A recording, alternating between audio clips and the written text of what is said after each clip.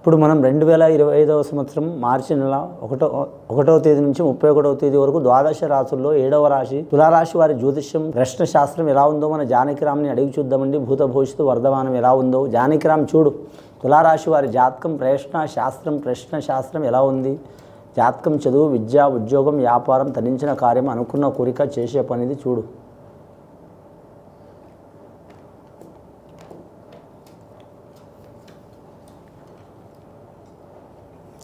తులారాశి వారి జాతకంలో చెప్పాలంటే అమ్మవారు సీతాదేవత వచ్చిందండి, రామచంద్రుడు వచ్చిండు, సీతారాములు వచ్చిండు, గుహుడు వచ్చిండు.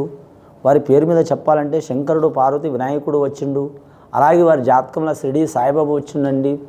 ముఖ్యంగా తులారాశి వారి జాతకం ఈ మార్చి నెల చాలా వరకు అద్భుతంగా ఉన్నదండి.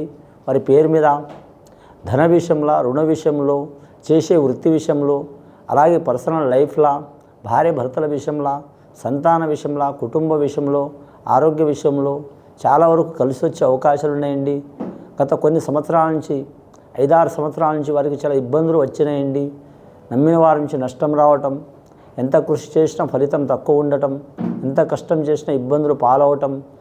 అలాగే వీరి జ్యోతిష బలంలో చూడాలంటే మాత్రం ఎగిరిగిరి దంచిన అంతే కూలి, ఎగరకుండా దంచిన అంతే కూలి అన్నట్టు వాళ్ళు ఎంత రిస్క్ పడి చేసినా కూడా మాత్రం ప్రతిభ తగ్గట్టు వారికి ఫలితం రాలేదండి. కానీ 2025వ సంవత్సరం మార్చి నెల నుంచి వారికి చాలా వరకు అదృష్ట యోగం ఉంది. వారికి ఎక్కడ పోయినా బాగుపడే లక్షణం ఉంది. తులారాశి వారి జాతకంలో చిత్ర నక్షత్రం వారు కావచ్చు, అలాగే స్వాతి నక్షత్రం వారు కావచ్చు, విశాఖ 1వ పాదం నక్షత్రం వారు కావచ్చు కలిసి వచ్చే అవకాశం ఉంది. తులాలగ్నంలో పుట్టిన వారికి కూడా కలిసి వచ్చే అవకాశం ఉంది. కానీ వారి జాతకంలో మాత్రం క్రీడా రంగంలో ఉన్న వరకు తిరుగు ఉండదు వారి పేరు మీద. స్త్రీలు కావచ్చు, పురుషులు కావచ్చు, బాలలు కావచ్చు, బాలికలు కావచ్చు. అలాగే వారి పేరు మీద చూడాలంటే మన మీడియా రంగంలో కూడా వారికి కలిసి వచ్చే అవకాశం ఉంది. మీడియా రంగంలో, టీవీ రంగం కావచ్చు, అలాగే సినీ రంగంలో కావచ్చు, డైరెక్టర్లు, నిర్మాతలు, నటీనటులు, సాంకేతిక నిపుణులు, అలాగే సంగీత కళాకారులు, గాయకులు, గీత రచయిత రాసేవారు.